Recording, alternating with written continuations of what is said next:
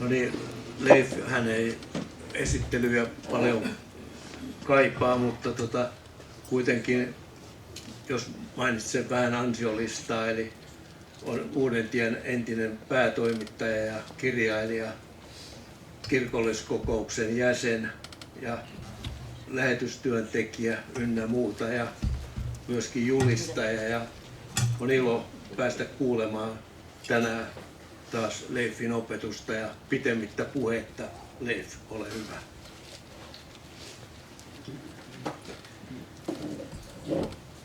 Tervetuloa minunkin puolesta jokaiselle tänne lämpimästi. Hiljennytään rukoukseen. Taivaan Isä, muistuta sinä meitä siitä perustasta, jolla uskomme seisoo ja lepää, ja rukoilemme, että voisimme pitää siitä kiinni läpi kaikkien aikojen ja erityisesti läpi oman aikamme niin, että me pääsisimme perille sinun luoksesi uskon kautta Herraan Jeesukseen. Amen. No niin, noi laulut sopii tämän päivän aiheeseen hyvin, kun myöskin sitten tämän Raamattuopetuksen jälkeen olevassa Jumalan palveluksessa evankeliumiteksti käsittelee myös rukousta. Terveen uskon peruspilarit tai uskon peruspilarit, jotka on kaikkia aikoja varten, mutta myös erityisesti meidän aikaamme varten. Ja nostan muutamia esille, en toki kaikkia ehdi enkä voi tässä lyhyessä ajassa, mutta nostan muutamia tämmöisiä tärkeitä esille. Ensimmäinen on se, että meidän on pidettävä kiinni ja muistettava koko ajan, että ihminen on luotu ja hän on Jumalan edessä vastuullinen. Ihminen on luotu, koko maailma on luotu. Jumala on luonut maailman, Jumala ylläpitää maailman. Se ei ole syntynyt itsestään, eikä se ole olemassa itsestään. Keskustelin erään nuoren miehen kanssa, joka sanoi, että ei se ole itsestään syntynyt, että noi luonnonlait loi sen niin kuin maailman, että sen takia ne syntyi, niin mä sanoin, että mistä ne luonnonlait oli sinne tullut odottamaan, että tulisi jotain, mihin voisi vaikuttaa, niin siihen hänellä ei oikein ollut vastausta. Ei ole kellään vastausta siihen, että mistä kaikki on tullut, ellei ole luojaa, joka on kaiken luonut tyhjästä, niin kuin ensimmäinen Mooseksen kirja 1.1 opettaa, eli Raamatun ensimmäinen jae.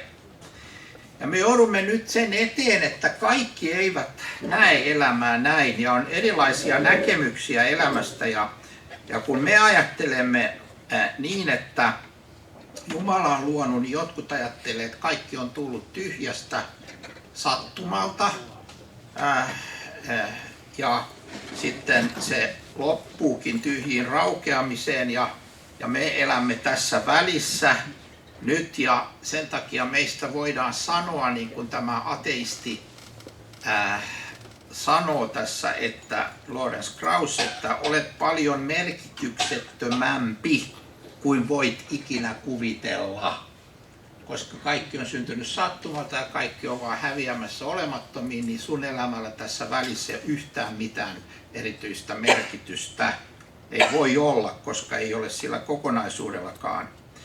Ja kun jos häneltä sanoo, että eikö sulla ole muuta sanottavaa, niin hän vastaa, että tämä on muuten toinen niistä kahdesta asiasta, josta haluaisin muistuttaa sinua. Ensimmäinen on se, että olet merkityksetön. Toinen on se, että tulevaisuus on surkea. Tietysti se on surkea, koska me kuolemme, eikä sen jälkeen ole mitään tämän näkemyksen mukaan. Ja nyt kun ajattelemme, miksi pahoinvointi lisääntyy kaikenikäisten, mutta erityisesti lasten ja nuorten kohdalla, niin meidän pitää ymmärtää, että tämä on yksi syy, ei se ainoa syy, mutta se on yksi syy, että kun ihmisellä ei ole mitään merkitystä hänen elämässään, kun hän saa kuulla, että hänen elämänsä on merkityksettömämpi kuin hän ikinä voi kuvitella, niin kuin oikeasti se on näin. Hän voisi yrittää keksiä itselleen jotain merkitystä, mutta sillä ei ole. Niin siinä on raskasta nuorena elää ja yrittää jotenkin ymmärtää. Sitten vielä kun katsoo ympärilleen, niin ei näytä sekään hyvältä tulevaisuus todellakin näyttää aika surkealta. Vaimoni, joka on diakoniatyössä, kävi tuossa Inarissa ja sanoi, että ne ihmiset, jotka elää siinä rajan pinnalla, niin ne oikeasti pelkää sitä, että tulee sota, kun sinne pystytetään varastoja ja telttoja ja mitä kaikkea parhaimmillaan. Eli tämä on niinku se, missä ihmiset orientoituu, ja nyt Raamattu opettaa kuitenkin niin, että me ollaan luotuja ja meillä on tarkoitus. Toinen asia on sitten nämä moraaliset kysymykset, että me ihmettelemme, että kuinka ei oikein mikään enää näytä olevan oikein ja väärin, niin siihenkin on oma näkemyksensä. Tämä ateistifilosofi Mäki sanoo, että moraalia ei ole tarkoitus löytää tai esimerkiksi oppia lapsena, vaan se on tarkoitus luoda. Meidän on päätettävä, mitkä moraaliset arvot me omaksumme ja mitkä moraaliset kannanotot me otamme. Ne voi toinen ottaa toiset ja toinen toiset, ja siitä tuleekin sitten valmis kaos. Ja sitten on se hyvin erikoinen seuraus tästä näkemyksestä, että ensin ihminen on olemassa, ilmaantuu, astuu näyttämölle ja vasta sen jälkeen myöhemmin hän määrittelee itsensä. Jos ihminen, niin kuin eksistentialisti hänet hahmottaa, on määrittelemätön, hän on itse tehnyt itsensä sellaiseksi kuin hän on. Ei ole olemassa mitään ihmisluontoa, koska ei ole mitään Jumalaa, joka sen synnyttäisi ja määrittelisi. Ihminen ei ole ainoastaan sitä, minkälaiseksi hän itse itsensä määrittelee, esimerkiksi mieheksi, naiseksi, miksi tahansa, vaan hän on myös ainoastaan sitä, mitä hän haluaa olla. Sen jälkeen, kun hänet on heitetty olemassaoloon, ihminen ei ole mitään muuta kuin miksi hän itsensä tekee. Niinpä sulla on televisio-ohjelmia ja lehtiartikkeleita, jossa ihmiset esittäytyy. Hiljattain näin semmoisen, missä kolme naista, tanskalaisnaista esittäytyy, että he eivät suostu häpeämään mitään. He elävät seksuaalielämänsä just niin kuin he haluavat, kenen tai keiden kanssa haluavat ja niin edespäin. Ei ole mitään moraalia. Sä itse luot itsesi, sä voit valita, oot sä mies tai nainen. Alkaa olla aika erikoiset nämä tilanteet, missä me olemme. Ja nyt tämä ei ole siis mä en keksi näitä ja laita niitä jonkun ihmisen suuhun, vaan ateistit ovat itse sanoneet näin, että ihminen luo itsensä, häntä ei ole luotu valmiiksi.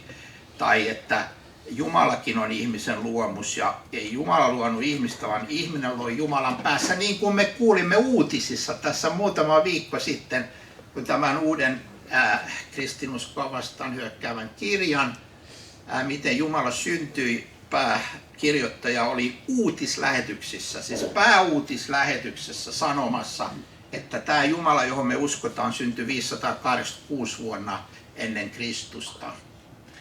Okei, eli siis se oli sitten seuraava uutinen, oli mitä on tapahtunut tuolla tai jossakin, eli aika erikoista, että on tämmöisen, että se on niin kuin uutisomainen asia, että milloin Jumala syntyi ja miten. Nyt kristillinen maailmankatsomus on hyvin erilainen, ja tästä olen tässä muistuttamassa meitä, että me pitäisimme kiinni ja että me tunnustaisimme jatkuvasti sen, että millainen tämä maailma todella on kristillisen uskon mukaan. Se on sellainen, että Jumala on tehnyt maailman ja kaiken, mitä siinä on. Hän on taivaan ja maan Herra, eikä asu ihmisten rakentamissa temppeleissä. Häntä ei palvota ihmiskäsin, hän ei tarvitse keneltäkään mitään. Hän itse antaa kaikille elämän, hengen ja kaiken muunkin. Yhdestä ihmisestä hän loi koko ihmiskunnan asumaan kaikkialla maailmassa. Hän sääti vuodenajat, asuinalueiden rajat, jotta ihmiset etsisivät Jumalaa, saattaisivat haipuillessaan löytää hänet. Hän ei näe ole kaukana kenestäkään. Jumala siis loi meidät. Hän loi meidät miehiksi ja naisiksi. Hän loi meidät ihmisiksi. Hän antoi meille moraalin. Hän itse on se, joka on oikean ja väärän mittapuu. ja hän kertoo meille, mikä on viisasta oikein. Hän antoi 10 käskyä. Siis tämä on aivan tämä on niin erilainen maailma, että nämä on kuin 2 eri planeettaa, nämä näkemykset tällä hetkellä. Ei kannata ihmetellä, jos ihmiset on sekaisin, kun opetetaan toisin kuin tämä vanha kristillinen opetus, jossa Jumala on, ja hän on ilmoittanut itsensä sitten ihmisille Raamatussa, ja elämällä on tarkoitus, ja lopullinen oikea ja väärän perusta on Jumalan pyhä rakastava luonne, ja ihminen on Jumalan luoma ja vastuullinen Jumalalle. Ja mitä se Jumala on ilmoittanut? Hän on ilmoittanut elämästä 3 äärettömän tärkeää ällää. Että jos et saanut ylioppilaskirjoituksissa älliä, niin nyt saat 3 ällää tästä heti ilmaiseksi. Ensimmäinen on se, että sinä olet luotu. Jumala loi kaiken, mitä on olemassa. Toinen on se, että maailma on langennut. Se ei ole nyt sellainen, millaiseksi Jumala sen alun perin loi. Se on väärä näkemys, että maailma on nyt just sellainen kuin Jumala sen loi. Ei voida vedota, kun puhutaan erilaisista elämäntyyleistä ja taipumuksista ja muista, niin ei voida vedota siihen, että Jumala loi minut tällaiseksi, koska Jumala loi meidät tietynlaiseksi, mutta me olemme myöskin sitten kehittyneet ihmisenä omien valintojen ja sen takia, että me olemme luopuneet Jumalasta ja meillä on syntilankemus, niin me olemme tietynlaisia. Niin kaikki minussa ei ole luomisen jäljiltä, vaan minussa on myös synti, joka on niin kuin vääristänyt kaiken sen, mikä minussa on. Muuten kaikki olisi aivan taivaallisen ihanaa ja helppoa. Eli oikea näkemys Raamatun mukaan se, että on luominen, on lankemus ja sitten on Jeesuksessa lunastus. Kaikki nykyään olemassa oleva ei selity luomisella, osa selittyy lankemuksella ja nyt meidät kutsutaan elämään luotuna, langenneena, mutta lunastettuna, Kristuksen sovitustyöllä ostettuna.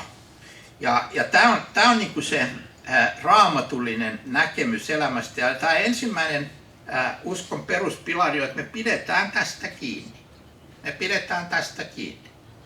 Niin kuin se pikkupoika, jolle isä selitti, että kun hän oli ateisti isä ja poika oli sitten, tämä ateisti itse kertoo sen kirjassa, että hänen poikansa oli ruvennut puhumaan, että Jumala on luonut. Ja hän halusi sitten oikaista tätä pikkupoikansa ja sanoi, että ei Jumala tätä maailmaa luonut. Että tämä syntyi itsestään suuressa räjähdyksessä.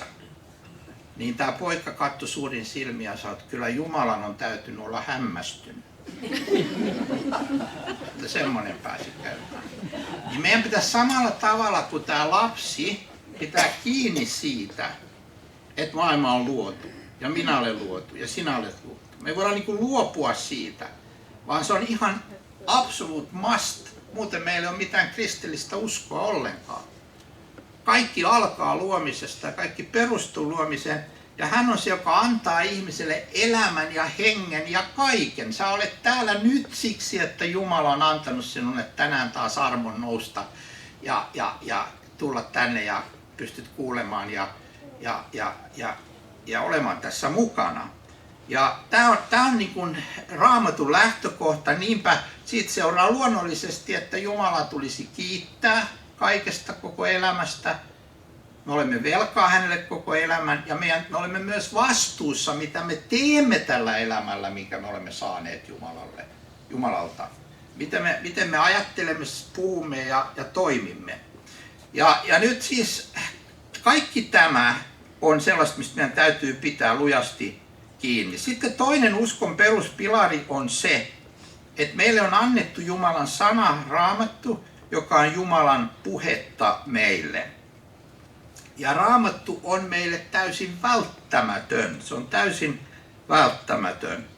Ilman Jumalaa me emme tietäisi, ilman Raamattua me emme tietäisi mitään varmaa Jumalasta. Siis me tietäisimme, että hän on olemassa, me tietäisimme, että hän on luonut maailman, mutta jos me kysyisimme, että rakastaako hän meitä, niin meillä ei olisi vastausta ilman Raamattua.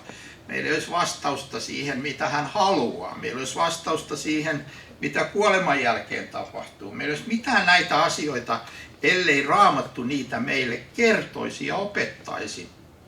Ja siksi Raamattu on niin välttämätön, ja siksi Raamattua käännetään koko ajan eri kielille, ja me Kansanlähetyskin on alusta alkaen ollut mukana tässä Raamatun käännöstyössä, joka on äärimmäisen tärkeä, olemme siinä nytkin mukana.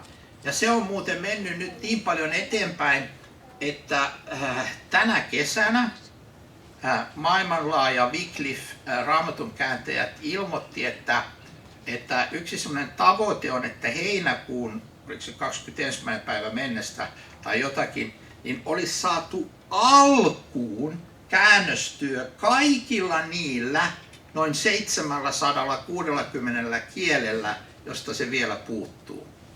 Että voidaan sanoa, siinä ei ole kaikki ihan pikkuryhmät mukana, mutta että voidaan sanoa, että suurin piirtein koko maailmalle on käännetty jotain osia Raamatusta, niin näille 700 yritetään saada käyntiin heinäkuun mennessä se työ. Se on äärimmäisen rohkaiseva uutinen, ja vaikka se myöhästyisi siitä, niin silti ollaan menossa oikeaan suuntaan.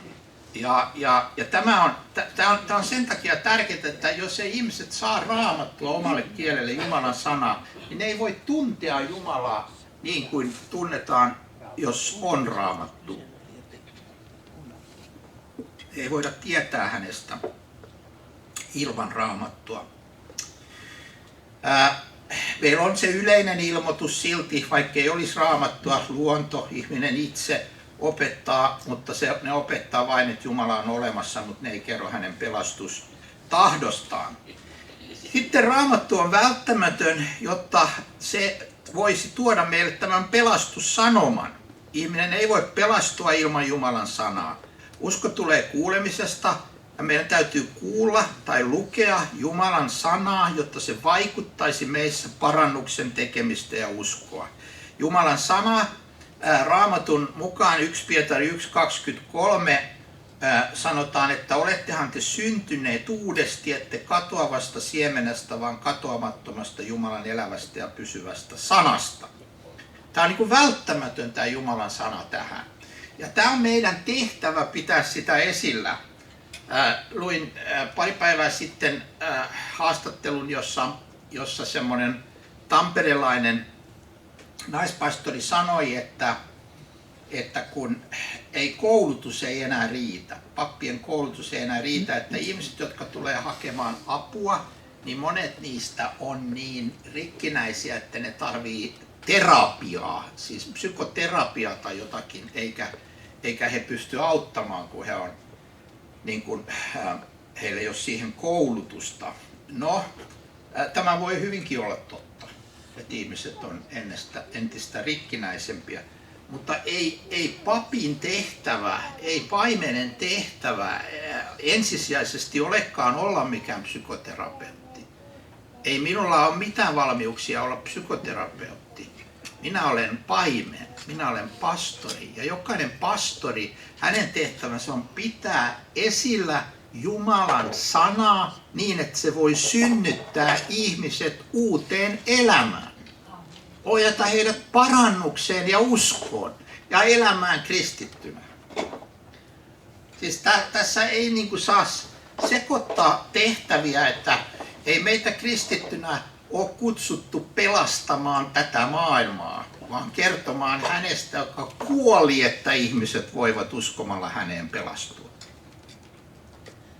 Meidän tehtävämme ei ole hoitaa kaikki ihmisten haavat ja rikkinäisyydet. Emme me pysty siihen. Meidän tehtävä on julistaa Kristusta, joka kyllä parantaa mahtavasti ja auttaa, mutta joka ennen kaikkea antaa synnit anteeksi ja tekee ihmisestä kristityn.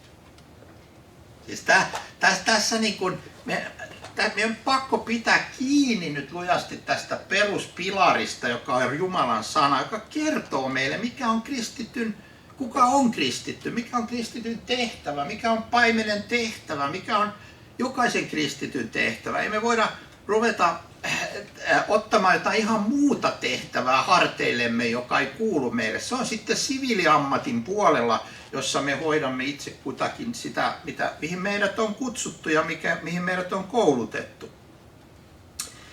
Mutta Raamattu on niin kuin välttämätön, että me kuullaan se Jumalan puhe, joka me tarvitaan. Ja nyt on varottava tämmöisiä äärimmäisyyksiä.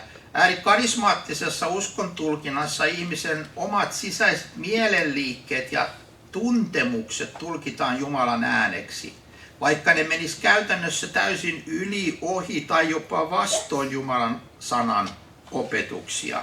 Taas liberaalissa uskontulkinnassa jokaisen oma näkemys tai kirkolliskokouksen, piispankokouksen, kirkkohallituksen linjaukset voidaan käytännössä nostaa Raamatun yläpuolelle, vaikka ne menis käytännössä yli, ohi tai vastoin Jumalan sanaa. Ja nythän meillä on vielä sekin ongelma tässä kirkossa, että kukaan ei oikein näytä välittävän siitä, mitä kirkolliskokous päättää. Että 60 sekuntia, 1 minuutti sen jälkeen, kun kirkolliskokous oli päättänyt, että edelleenkin meidän näkemys on, että on 1 mies plus 1 nainen muodostaa avioliiton, niin minuutti sen jälkeen joku postasi jonnekin Facebookiin tai johonkin, että kyllä tässä asiassa pitäisi saada päätös. Se oli just tehty, mutta se oli väärä päätös. Ja näitä täytyy nyt tehdä näitä päätöksiä niin kauan, että tulee se oikea päätös, jolla saadaan se klassinen avioliittonäkemys nurin. Ja tämä on aivan ironista touhua ja tietenkin on lievästi sanottuna erikoista, että ei yksikään piispa enää pitäydy kunnolla siihen, mikä on nyt kirkolliskokouksen päätös, vaan he ajavat myöskin näitä uusia vihkimisiä ja näin poispäin. Tämä on aivan käsittämätön tilanne, mutta meidän täytyy pysyä silti siinä, mitä Jumalan sana opettaa. Meidän pitää vaan pysyä yksinkertaisesti. Ei meidän tehtävä ole muuttaa koko maailmaa, eikä me saada tätä kirkkoa muutettua sinne tai tänne. Meidän tehtävä on pysyä Jumalan sanassa. Pitää siitä kiinni. Että Jumala on luoja, hän on luonut mieheksi ja naiseksi. Jumalan sana on Raamattu, se ei ole muuttunut miksikään. Pyhä henki inspiroi Raamatun, ohjasi sen kirjoittajia, avaa sitä meille, vaikuttaa meissä Raamatun sanan kautta ja auttaa meitä käytännössä seuraamaan Raamatun opetuksia. Jumalan henki käyttää Jumalan sanaa tässä kaikessa sanan kautta. Henki paljastaa meille Jumalan ajatukset, mitä hän meistä haluaa ja mitä hän meistä ajattelee. Ja me voimme sanasta lukea siitä, mitä Jumala ajattelee ja mikä on hänen tahtonsa meitä kohtaan. Ja jos me torjumme tämän Jumalan sanan, niin se on yhtä kuin että torjuisimme Jumalan itsensä. Tämä on se, kun ajatellaan se ajatus loppuun, niin tätä se tarkoittaa. Raamatun sanan ja opetuksen torjumista on Jumalan torjumista. Kun sanotaan, että joo, me pitäydymme Raamattuun muuten, mutta emme tässä näin, kun se opettaa näin, niin se tarkoittaa sitä, että me sanomme Jumalalle, että sä oot tässä asiassa väärässä. Sä oot ilmoittanut tämän asian ihan väärin. Ja se on röyhkeää. Se on valtavaa hybristä. Se on valtavaa ylemmyyden tunnetta, josta pitäisi tehdä parannus. Ja se on eri asia, jossa ihminen keskustelee ja painiskelee, että mitä Raamattu jostain asiasta opettaa, eikä hän tiedä ja hän yrittää selvittää. Siinä voi olla ihan oikea asenne, se asenne, mitä Raamattu itse meille kaupittelee, eli sanoo, että autuas on se, jolla aina on arka tunto minun sanani edessä. Se on eri asia. Voi olla aralla tunnolla ja miettiä, että mitä Raamattu tästä asiasta opettaa. Mutta jos mä tiedän, mitä Raamattu opettaa siitä, ja sitten mä sanon, että mä en välitä siitä, eikä sitä tarvitse seurata, niin se on sitä ylemmyyden tunnetta, joka pysyköön meistä mahdollisimman kaukana. Ja nyt ihmisen sisin ei ole luotettava Jumalan sanan lähde, vaan Raamattu on se luotettava Jumalan sanan lähde. Koska omasta sydämestä meille sanotaan, että petollinen on sydän ylitse kaiken ja pahanilkinen, kuka taitaa sen tuntea. Sydämestä lähtevät pahat ajatukset, murhat, aviorikokset, haureudet, varkaudet, väärät todistukset, Jumalan pilkkaamiset. Siis ihmisen sisin on hyvin epäluotettava. Ja Raamattu tekee tämän eron jo vanhassa testamentissa, että on Jumalan sana ja sitten on tämä ihmisen kapinallinen, epäluotettava sydän. Ja siksi Raamattu sanoo, että tulee aika, jolloin kun me julistetaan sanaa ja kärsivällisesti sitä opetetaan, niin me joudutaan kokemaan, että ihmiset ei siedä kuulla tervettä oppia, vaan haalivat itselleen halunsa mukaisia opettajia kuullakseen, mitä milloinkin mieli tekee, tukkii korvansa totuudelta ja kääntyy kuuntelemaan taruja. Eli tämä on se niin kuin paini ja kamppailu, missä me ollaan. Ja sekä vanhassa että uudessa testamentissa on jyrkkä jako tämän Jumalan sanan ja tämmöisten ihmisten omien mielikuvitusasioiden välillä. Puhutaan, että ihmiset näkee omien sydämensä näkyjä, mutta ne ei ole tarkannut ja kuunnellut, mitä Jumala sanoo.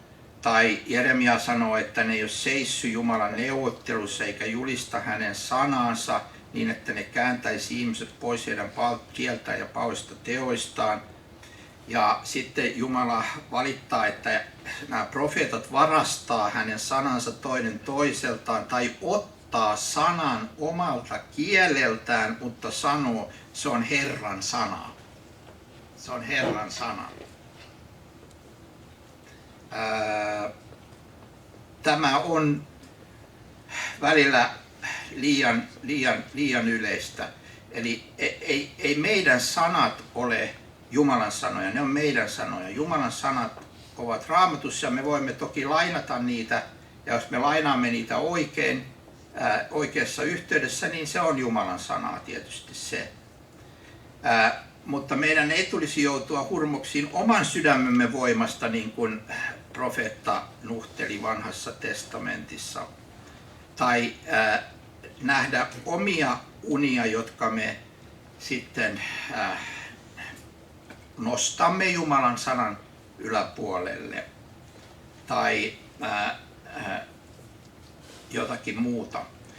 Uudessa testamentissa on sitten kerrottu profetian armolahjasta, ja silläkin on tämmöinen mielenkiintoinen asia, jos katsot näitä kahta riviä tässä, niin jos puhutaan Jumalan sanasta Raamatussa, niin sitä ei tule koetella, vaan sitä tulee kuunnella ja totella. Se ei koskaan ole väärässä. Meidät tuomitaan kerran sen mukaan. Se on välttämätön ja se on riittävä. Eikä siinä ei ole koskaan astian makua. Ei voi sanoa, että Paavali on muuten hyvä, mutta sitten siinä kirjassa siinä on vähän astian makua, että hän kirjoittaa omiaan. Se ei koskaan johda harhaan, se on jopa iankaikkista. Ja profetoimisen lahja taas Uudessa testamentissa, sitä tulee koetella. Se on erehtyväistä, se voidaan valikoida, pidä se.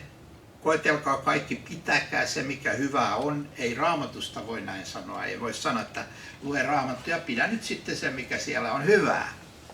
Ei siellä ole niin hyvää ja huonoa, joka pitäisi hylätä, vaan siellä on pelkkää hyvää. Mutta profetian laajasta sanotaan, että sun pitää pitää se, mikä on hyvää. Eli siellä on myös huonoa joukossa. Ei itsessään riittävää, usein astian makua voi johtaa harhaan, ja se on vain ajallista. Ja siksi sitä on koeteltavaa. Ja ne ei ole niin kuin samalla tasolla. Jumalan sana on täällä ja profetoimisen lahja on sitä, että tulkitaan sitä Jumalan sanaa oikein toivottavasti. Mutta sen kanssa on aina oltava sitten tarkkana ja varovainen, että ei mennä yli sen, mikä on kirjoitettu. Pyhä Henki puhuu edelleen toki tänään Jumalan sanan kautta ja sanan mukaisesti. Ja hän paljastaa synnit ja vääryydet ja hän kirkastaa Kristusta ja hän synnyttää Jumalan sanan ja sakramenttien kautta uudesti. Ja Jumalan tahtoon taivuttavasti hän vaikuttaa ja Jumalan omalla voimalla.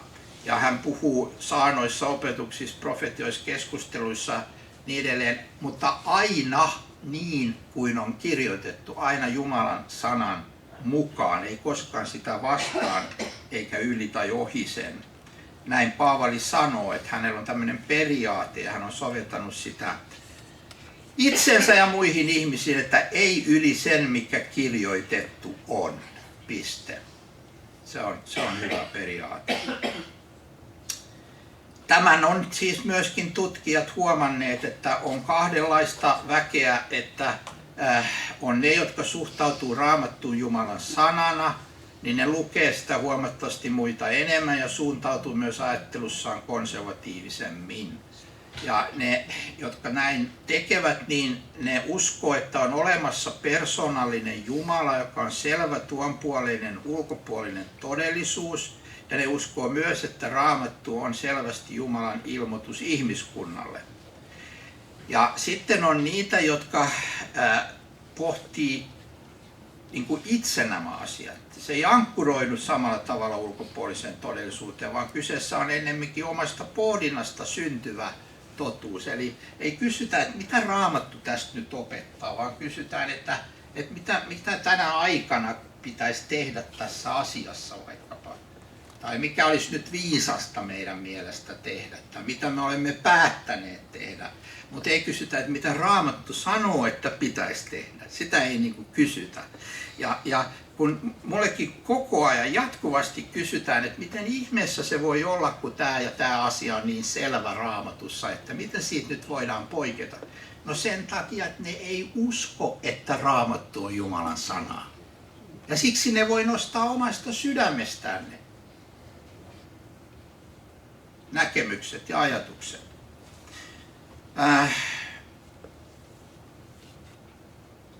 Luterilaisen kirkon tunnustuksen mukaan Raamattu on puhdasta, erehtymätöntä ja muuttumatonta sanaa, jota tulisi juhla- ja lepopäivinä, niin kuin te olette tänään tehneet, ahkerasti käsitellä, opettaa, jotta se saisi antaa suunnan kaikelle tekemisellemme ja koko elämälle. Se on luotettava sääntö ja ohje, jonka mukaan hurskas elämänvaellus on muodostettava Jumalan iankaikkisen muuttumattoman tahdon mukaisesti.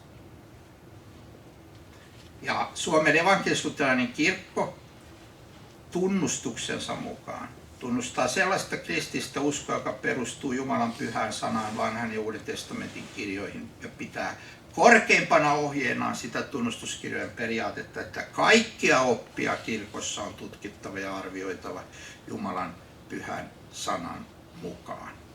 No sitten tämä Raamattu on välttämätön, jotta me voitaisiin kasvaa kristittynä. Me emme kasva kristittynä vain hengittämällä raitista ilmaa. Se on hyvä hengittää raitista ilmaa. Mutta se ei auta meitä itsessään kasvamaan kristittynä, vaan me kasvamme kristittynä Jumalan sanan ahkeralla viljelemisellä ja ottamalla vastuuta ja niin edespäin. Ja Raamattu itse opettaa meitä, eikä vain niin kuin Raamattu kirjana, vaan Jumala sen Raamatun sanan kautta opettaa, ohjaa, rakentaa, kasvattaa. Ja se mikä asenne meillä on Jumalan sanaan, niin se paljastaa sen mikä asenne meillä on Jumalaan itseensä. Ja jos me halutaan kantaa hedelmää, niin kuin me varmaan kaikki halutaan kristittynä, niin meidän tulisi kylvää Jumalan sanaa, sillä se on varma hedelmän kantaja. Niin kuin sade ja lumi tulee taivasta, eivätkä sinne palaja, vaan kastelevat maan, joka hedelmöityy ja versoo ja antaa kylväjälle siemenen ja nälkäiselle leivän. Niin käy myös sana, joka minun suustani lähtee. Se ei tyhjänä palaa, vaan täyttää tehtävää, jonka minä sille annan ja saa menestymään kaiken, mitä varten se lähetetään. Jumala itse lupaa, että se sana, jonka hän on puhunut, se ei tyhjänä palaa. Se ei tyhjänä, se vaikuttaa, se kantaa hedelmää, se tekee työnsä. Ja ennen pitkää me saamme joko nähdä sen tai sitten tulevat polvet saavat nähdä sen. Eilen kerroin tuolla, kun olimme Kotkassa, että kannattaa siirtyä joskus ajatuksissaan sinne ensimmäiselle vuosisadalle ja miettiä tällä tavalla, että jos olisit ollut ensimmäisellä vuosisadalla sanonut, että mä haluaisin tavata sen Paavalin, mistä mä sen löydän. Sua olisi opastettu, että no se on tuolla vankiluolassa. Okei, mennään sinne katsomaan. Paavali, mitä sinä täällä teet? Minä kirjoitan kirjettä. Että mä oon just saanut Filippiläiskirjeen kirjoitettu ja mä kirjoitan nyt tämmöistä efesolaiskirjettä. No Paavali, mutta sinä olet suuri apostoli, sun pitäisi olla tuolla isoilla areenoilla. Mitä sä täällä vankilassa teet ja kirjeitä kirjoittelet, että lukeeks näitä kukaan? No, kyllä ne mun seuraajat niitä lukee. Okei. No, onks joku luvannut, että näet saadaan niille seuraajille? Juu, kyllä sieltä tulee Timoteus ja muut hakee näitä sitten, että ne levitetään kyllä. Ja sä olisit ehkä lähtenyt kotiin ja ajatellut, että ei, tää on ihan käsittämätöntä, että toi suuri apostoli on tuo vankilassa ja se kirjoittaa jotain kirjeitä ja koko maailman pitäisi saada kuulla tästä, että tämä menee nyt ihan väärin. Mitäs jos sinne olisi tullut joku sulle ja sanonut, että kuule, tämä efesolaiskirje, niin tästä tehdään väitöskirjoja kaikkialla maailmassa 2000 vuoden päästä. Ja tämä Filippiläiskirje lohduttaa kristittyjä Kiinassa, Intiassa, Afrikassa, Neuvostoliitossa, kaikkialla, tai Venäjällä, kaikkialla ympäri maailmaa. Niin sä olisit sanonut, että voiko olla mahdollista? No niin, siinä vaan kävi. Ja siitä Filippiläiskirjasta ja efesolaiskirjasta on satoja miljoonia kopioita levinnyt ympäri maailmaa. Katsos, kun Jumala lupaa, että nyt me kirjoitetaan Paavali tämmöinen kirje, se ei tyhjänä palaja, niin hän pitää huolen siitä hedelmästä. Hän pitää huolen siitä hedelmästä. Ja siksi meidänkin kannattaa nyt pysyä tässä Jumalan sanassa. Koska jos me teemme sen, niin vielä 200 vuoden päästä sillä on joku merkitys. Mutta jos me luovumme sanasta ja kuvittelemme, että me pystymme keksimään, mitä me teemme, jotain paljon tehokkaampaa, niin se tulee häviämään. Monta ihmistä te tunnette, jonka nimi on Nero. Miksei? Hän oli Paavalin aikana se suuri ihminen. Hän pystyi siinä tolleen näpäyttämällä tapattamaan ihmisen. Hänellä oli kaikki valta. Miksi me emme anna ihmisille nimeä Nero, vaan Paulus tai Paavali tai Pauli tai joku muu siitä juontuva nimi? Siksi, että Nerolle ei ole enää mitään merkitystä. Hän on nolla. Hän on historian lehdillä yksi ihminen ja piste. Mutta Paavalin elämä kantaa hedelmää. Siis nyt, kun sä katsot nyt ympärillesi, tänään Kouvolassa, Suomessa, Euroopassa, maailmassa, niin älä erehdy seuraamaan sitä, mikä on näyttävää ja millä on valta ja mikä näyttää, että tätä ei pysty kukaan vastustamaan, vaan seuraa sanaa, koska se sana pysyy ja kantaa hedelmää. Mutta se, mikä on näyttävää ja suurta, niin se voidaan purkaa yhdessä yössä. Ja sen jälkeen sillä ei ole enää mitään merkitystä. Ja Jumalan henki, me olemme jo puhuneet tästä, täyttää meidät Jumalan sanalla. Ja Raamattu on myös välttämätöntä, että tietäisimme, mihin me ja kaikki ihmiset on menossa. Seuraava tämmöinen peruspilari, mä muuten lopetan 10 vaille, ja pieni tauko ennen kuin meillä on sitten Jumalan palvelus tässä. Niin seuraava peruspilari voi kuulostaa oudolta, synti. Miten synti on peruspilari? Sillä tavalla, että meidän täytyy koko ajan muistaa, että me olemme syntisiä. Ei ole kysymys vaan siitä, että me ollaan jotenkin, meillä on väärät näkemykset tai jotain. Meissä asuu ja pysyy kuolemaan asti vanha ihminen, syntisyys, joka vaatii ihan oman lääkkeen, nimittäin Jumalan armon Kristuksessa. Ja tämä syntiarmo, niin näistä pitää pitää kiinni molemmista. Ja nythän on semmoinen hankala tilanne tässä tällä hetkellä, että on paljon vastustusta sitä vastaan, että puhutaan ylipäätään synnistä. Joitain asioita ei saa ollenkaan sanoa synniksi ja joku on oikeudessa sen takia on kutsunut jotakin synniksi. Ja nyt siis meidän täytyy niin kuin olla tarkkana tässä, että me ei luovuta tästä, että Raamattu opettaa selvästi, että ihminen on syntinen. Ei vain tee syntiä, vaan on syntinen. Ja sitten se opettaa myös, että tämä Kristuksessa oleva armo, niin se on niin kuin suurempi kuin me pystymme koskaan ymmärtämään. Synti on syvempää ja pahempaa kuin koskaan voimme ymmärtää, mutta armo on suurempi ja ihanampi kuin koskaan voimme ymmärtää. Ja se armo on se, mikä Raamatun mukaan jää viimeiseksi. Raamattu päättyy armoon. Se päättyy tämmöiseen lauseeseen. Herran Jeesuksen armo olkoon kaikkien kanssa.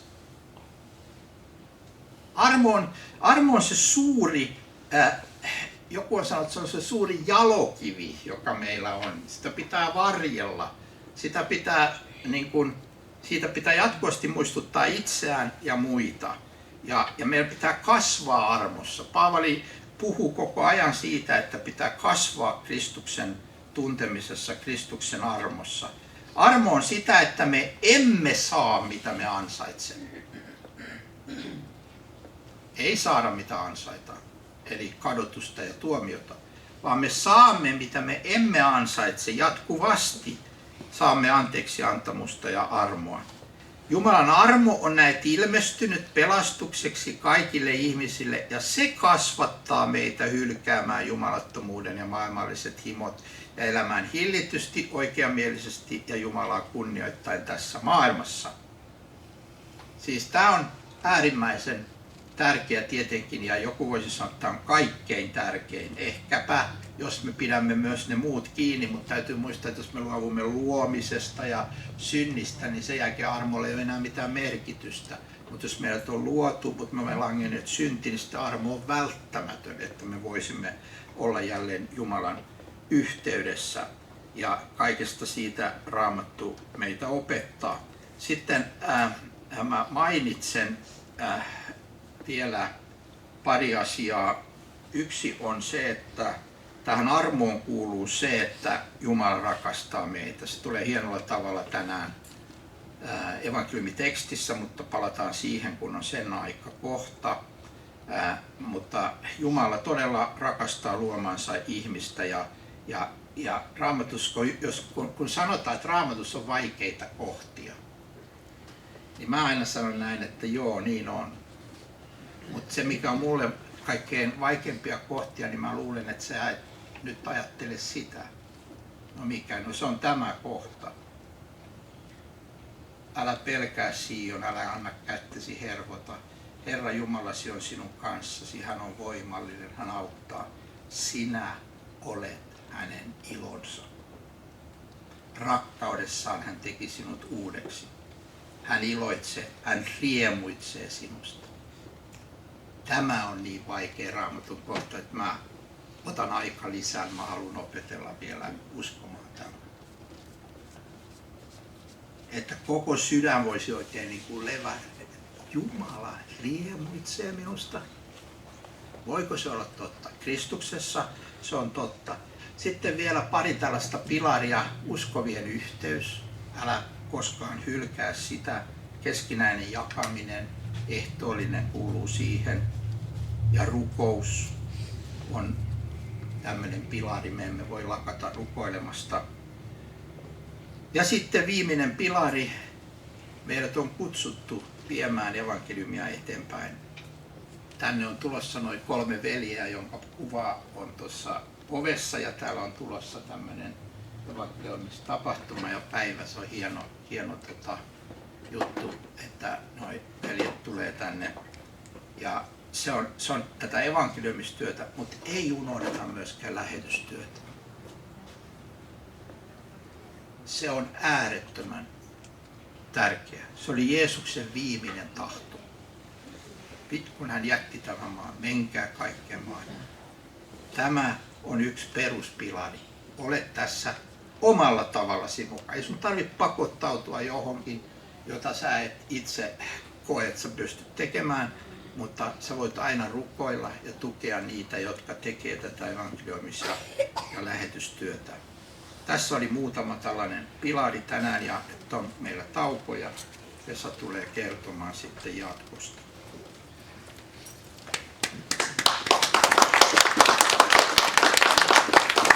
No niin, tähän voi sanoa aamen ja tässä oli hyvät alkupalat ja sitten tulee pääruokailu kello 16 eli ehtoollis Jumalan palvelus ja pidetään nyt noin vajaan 10 minuutin tauko ja sitten jatketaan. Tässä päivän evankeliumitekstissä Jeesus kehottaa meitä rukoilemaan hänen nimessään. Tämä on meille ehkä niin tuttu asia, että me emme tule ajatelleeksi sitä tarkemmin, mutta ajatellaan hetken, mitä tämä pitää sisällään, että me voimme rukoilla Jeesuksen nimessä. Sehän ei toki tarkoita vain sitä, vaikka se on ihan oikein, että me lopetamme rukouksen Jeesuksen nimessä, aamen. Mutta se tarkoittaa jotakin. Ja yksi asia, mitä se Raamatun valossa tarkoittaa, on se, että meidän rukouksemme tulee aina olla Jumalan tahdon mukainen. Johannes kirjoittaa kirjeessään näin, tämä on se uskallus, joka meillä on häneen, että jos me jotain anomme hänen tahtonsa mukaan, niin hän kuulee meitä. Jos me jotain anomme hänen tahtonsa mukaan, niin hän kuulee meitä.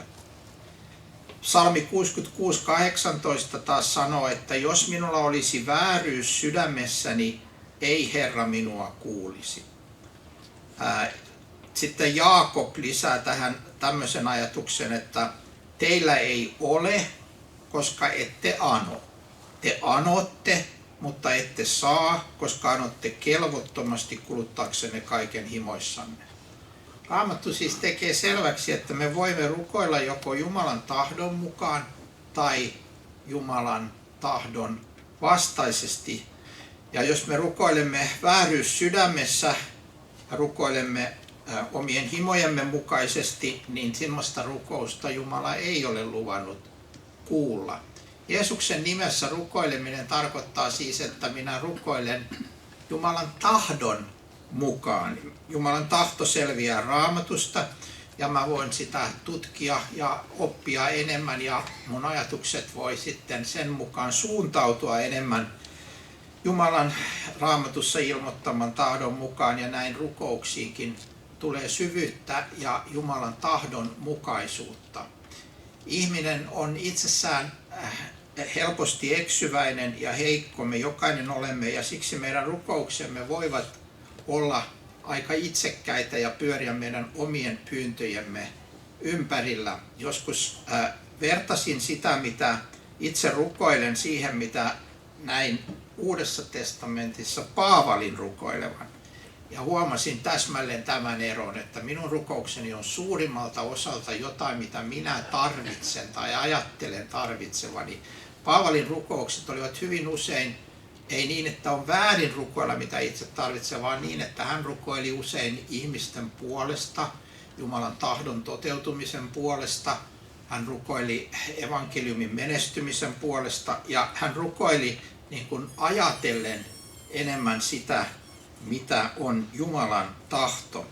Ja tässä meillä on semmoinen kasvun paikka kaikilla, jokaisella meistä, että me oppisimme tietämään sen Jumalan tahdon yhä paremmin ja näin voisimme suunnata rukouksemme Jumalan tahdon mukaan. Siis kun rukoilen Jeesuksen nimessä, niin minun tulee rukoilla sitä, mitä on Jumalan tahto. Ja aina minä en toki tiedä sitä, mitä jossain asiassa on Jumalan tahto, ja silloin minun on hyvä jättää se asia Jumalan käsiin, Jumalan ohjaukseen ja johdatukseen niin, että hän päättää, niin kuin hän tietysti aina päättää, mikä on viisasta ja hyvää, ja hän antaa vain hyviä, oikeita, puhtaita, rakkaudellisia lahjoja. Toinen asia, mitä tämä Jeesuksen nimessä rukoileminen merkitsee, on sitä, että minä tulen Jumalan eteen, en omiin ansioihini luottaen, vaan Kristuksen ansioihin luottaen. Ja tämä on hyvin rohkaiseva ajatus. Jos ajattelen, että en minä voi rukoilla, kun minä olen niin heikko tai mulla on vaellus niin heikkoa, niin se ei ole este rukouksen kuulemiselle. Koska Jumalan sana sanoo meille näin, käykäämme siis rohkeasti armon valtaistuimen eteen, että saisimme laupeuden ja löytäisimme armon avuksemme oikeaan aikaan. Juuri tätä tarkoittaa Jeesuksen nimessä rukoileminen. Minä en tule omissa nimissäni, omilla ansioilla, vaan minä tulen hänen nimissään, hänen ansioittensa tähden. Minulle on annettu nimi, jonka tähden Jumala kuulee minua. Ja tämä on erittäin vapauttava ajatus rukoukseen, että ei tarvitsekaan ansaita sitä, että Jumala kuulisi minun rukoukseni, vaan minä saan tulla Kristuksen tähden ja hänen ansioittensa tähden Jumala kuulee ne rukoukset. Ja me tiedämme, että jos ajattelemme, mitä Jumala kuulee Kristuksen rukouksista, niin hän kuulee kaikki Kristuksen rukoukset ja me tiedämme, että Kristus rukoilee vain Jumalan tahdon mukaan. Ja kun Jeesus rukoilee maan päällä, niin hän jopa sanoo joskus, että Isä, minä tiedän, että sinä aina kuulet minua. Ja se on niin kuin, se lähtökohta on se, että isän ja pojan välillä on täydellinen harmonia, koska poika on isän poika ja on yhtä jumalallinen. Jeesus Kristus on yhtä jumalallinen kuin Isä ja Pyhä Henki. Meillä on kolmiyhteinen Jumala. Ja nyt me saamme siis tämän yhden kolmiyhteisen persoonan Jeesuksen nimessä lähestyä Jumalaa. Ja me saamme rukoilla Jeesuksen nimessä. Niin se on suurin mahdollinen etuoikeus saada tulla sinne. En tiedä mihin tätä vertaisin, mutta jos sinä yrittäisit linnan juhliin sisälle ja sinulta kysyttäisiin, että miksi sinut pitäisi päästää, ja sinä sanoisit, että kun mulla on kutsu itse presidentiltä tässä, katsokaa, niin se olisi aika hyvä lähtökohta sinulle päästä sinne juhliin sisälle, kun sinulla on presidentin oma kutsu. Ja nyt meillä on siis Jeesuksen oma rohkaisu tässä tekstissä. Jeesuksen oma rohkaisu. Rukoilkaa minun nimissäni. Te ette ole sitä koskaan vielä tehneet, hän sanoi, nyt rukoilkaa minun nimissäni. Niin te saatte sen, mitä te pyydätte, olettaen, että se on siis Jumalan tahdon mukaista. Mutta esteenä ei ole minun oma heikkouteni. Ja ne synnit, joista meille sanotaan, jos minulla olisi synti sydämessäni, Jumala ei kuulisi, ne minä saan tunnustaa. Ja siksi onkin viisasta, että rukouksen alussa heti tunnustamme syntimme ja vastaanotamme sen, niin kuin äskenkin teimme, sen synnin päästön sanan, koska se on Kristuksen tähden ja sen jälkeen saamme myös Kristuksen tähden rukoilla. Tässä tekstissä Jeesus sanoo myöskin näin, että mikä ensikuulemalta voi kuulostaa hiukan oudolta, että hän sanoo, että hän ei, en minä enää sano, että käännyn Isän puoleen teitä auttaakseni. Me voimme ajatella, mutta sehän on juuri välttämätöntä, että Jeesus kääntyy Isän puoleen auttaakseen meitä. Hän on uhrannut itsensä ja tämän uhrin tähden me pääsemme. Kyllä, mutta sitten tulee tämä uskomattoman syvällinen ja hieno sana, että rakastaahan Isä itse teitä, koska te olette rakastaneet minua ja uskoneet, että olen tullut Jumalan luota. Nyt ajattelen itse, että tämä että Isä itse rakastaa teitä viittaa nyt siihen, että kun Jeesuksen tähden, se on ainoa tapa lähestyä pyhää Jumalaa syntisen ihmisen. Jeesuksen tähden, Jeesuksen kautta. Nyt kun Jeesuksen työ on tehty ja suoritettu, niin sen perusteella, että me uskomme Jeesukseen, niin sanotaan, että Isä itse rakastaa meitä. Ja Jeesus ikään kuin vihjaa, että hänen ei nyt enää tarvitse, siis hänen täytyy aina olla se välittäjä, koska ei meillä ole muuta tietä.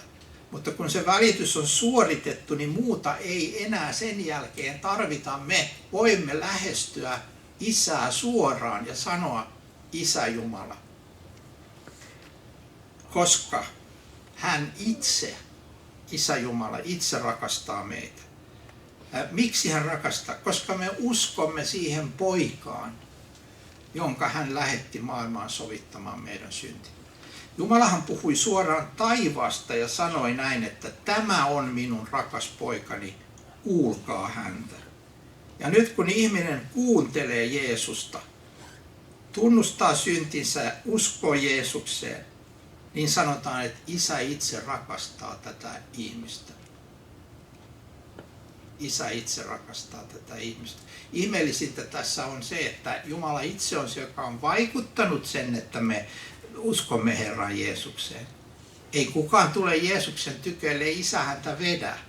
Eli Jumala jopa antaa sen, mitä meillä ei ole, sitä kääntymystä ja uskoa. Ja sitten hän palkitsee sen, mitä meillä ei alun perin ollut, vaan minkä me saimme, niin että hän sanoi, että minä rakastan teitä, koska te olette uskoneet minun poikaani. Eli tässä rakkaudessa me saamme nyt lähestyä Isää Jeesuksen nimessä tietäen, että sekä Jeesus rakastaa meitä, minkä Uusi testamentti tekee valtavan selväksi, ja sanoo suoraan ilmestyskirjan alussa, hän joka on meitä rakastanut ja päästänyt meidät synnestämme vedellä. Mutta nyt tämän päivän teksti sanoo, että Isäkin rakastaa meitä. Ja kun vielä kolmas persoona, Pyhä Henki, on rakkauden henki, niin uskaltaisin väittää, että me emme edes ymmärrä, miten suuren rakkauden ympäröimiä me olemme. Me emme ymmärrä, mikä valtava rakkaus meitä kantaa, johtaa, vetää, kuljettaa kohti taivasta. Se on meille ylivoimaisen suuri asia ymmärtää.